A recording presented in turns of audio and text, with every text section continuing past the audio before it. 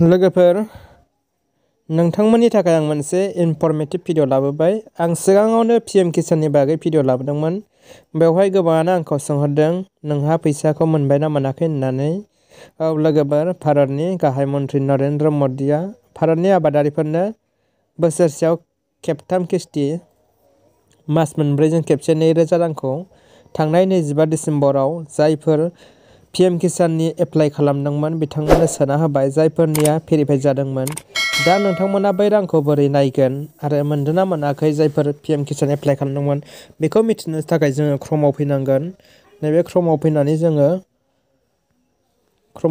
जोङो गुगोलाव पीएम किसान होनांगोन। जोङो पीएम किसान सार्च खालामदो। जों पीएम किसान वेबसाइटआव फैनांगोन। जायफोर एप्लाइ खालामदों बिथांमोना मोनगोन। बिदि फैनानै जोङो नैबे फार्स्टनि pmkisan.gov बे वेबसाइटआव फैबाय। बे अफिसियेल पीएम किसाननि साइट। बेहाय फैनानै जोङो नायनांगोन जोङो सोर सोरना मोनदों। गाहायाव फैथारदो। फैनानै नैहाय बेनिफिसियारि स्टेटास नै दंना घरि बायदि, नैहाय जोङो बे बेनिफिसियारि स्टेटासाव नायनांगोन जोङो। बेहाय नै बिदि इन्टारफेस फैबाय। बिनि उनावहाय आधार कार्ड एकाउन्ट नाम्बार दंना नै बेयो।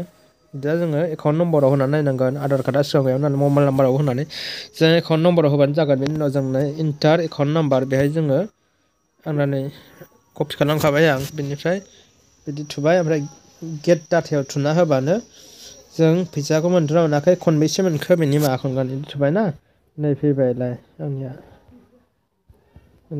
बिजित नार्जारि आंनि माबाया हाबबाय फैसायालाय एक्टिभ इनएक्टिभआव एक्टिभ दङ। ओमफ्राय फाइलाय PFMS bank status farmer record has been accepted by PFMS bank.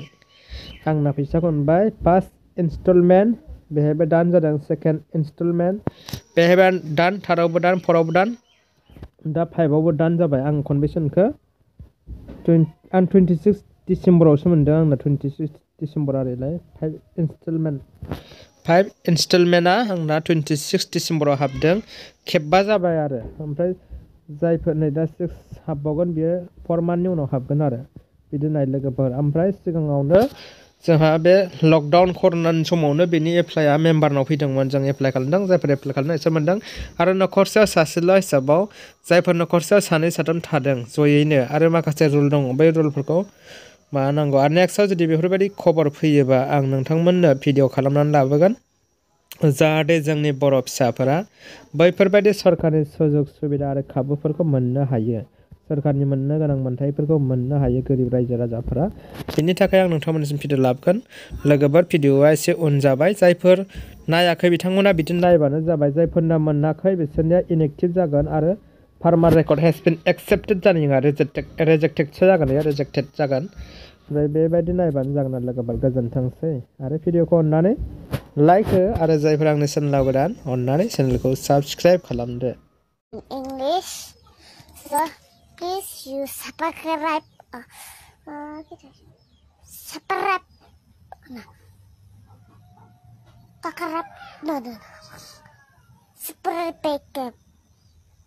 in subscribe in YouTube, and please you subscribe. And my name is